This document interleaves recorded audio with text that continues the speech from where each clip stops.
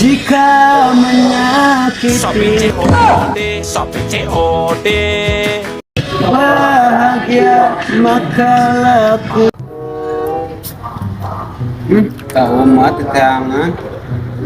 karena didinya ya saya lah meratapi kesedihan ya gara-gara bikang ya kecil pisan. Iya dari bahasa ini mah mikiran bikang kalem ya tuh dalin hiji bikang teh emang ya emang loba tapi da orang bukan kasih eta hiji kumaha atuh mun hateng geus kitu saya teh mah tong dipikiran teh ya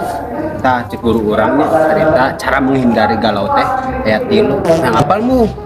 bener nya aya kitu solusinya naon wae cik hiji-hijina sebutkeun nah ada kurang bejana